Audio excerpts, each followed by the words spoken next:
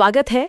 आज हम विभोर स्टील ट्यूब्स लिमिटेड VSTL जिसे कहते हैं उसके हालिया तिमाही नतीजों पर मतलब Q4 FY25 पर थोड़ी गहराई से बात करेंगे। बिल्कुल, और हमारा मकसद यही है कि इन फाइनेंशियल आंकड़ों को समझें, देखें कि भाई कंपनी का परफॉर्मेंस कैसा रहा है, क्या ट्रेंड्स दिख रहे हैं, कोई बड़ी घोषणा हुई क्या और आगे के लिए क्या इशारे मिल रहे हैं। हाँ, और एक घोषणा तो है भी। कंपनी ने बताया है कि सुंदरगढ़ प्लांट के लिए 60 करोड़ रुपए का अतिरिक्त पूंजीगत व्यय मतलब कैपेक्स उसको मंजूरी दी है। हाँ, कैपेक्स। तो ये तो साफ है कि कंपनी आगे विस्तार करना चाह रही है। बिल्कुल, ये एक अहम घोषणा है, खासकर इसलिए भी क्योंकि इस बार डिविडेंड की या बोनस स्टॉक स्प्लिट वैसी कोई बात नहीं हुई। सही। तो चलिए सीधे नंबर्स पर ही आते हैं, आंकड़ों को देखते हैं और समझने की कोशिश करते हैं कि क्या चल रहा है।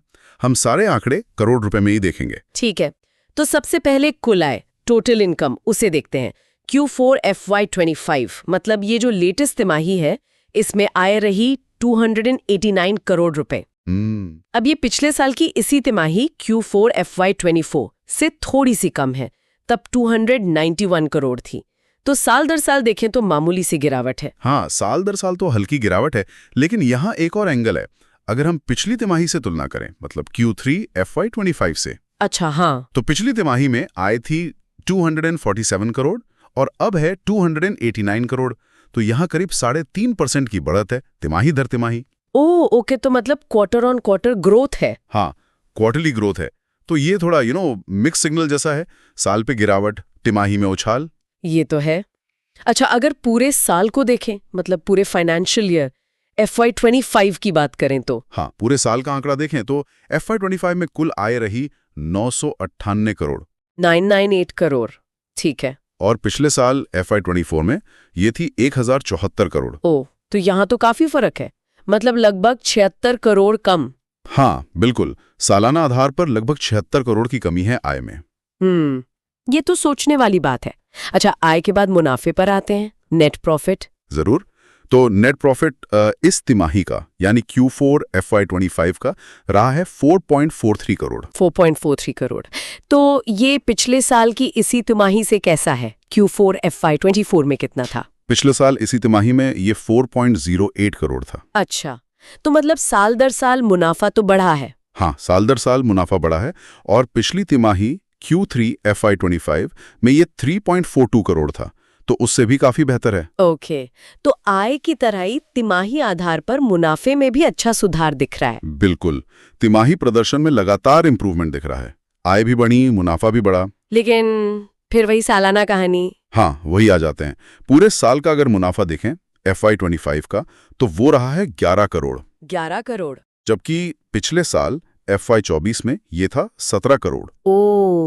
तो यहाँ भी करीब 6 करोड़ की गिरावट है सालाना मुनाफे में। सही, सालाना मुनाफा कम हुआ है। और इसका असर फिर प्रति शेयर आय EPS पर भी दिख रहा होगा। हाँ बिल्कुल, वही ट्रेंड EPS में भी है। सालाना आधार पर अगर देखें तो EPS घटाए 2.58 रुपए से कम होकर 2.34 रुपए रह गया। लेकिन अच्छी बात यह है कि तिमाही आधार पर यह बढ़ा है। पिछली तिमाही में 1.81 रुपए था और अब बढ़कर 2.34 रुपए हो गया है। अच्छा, तो तिमाही सुधार EPS तक पहुंच रहा है। हाँ बिल्कुल।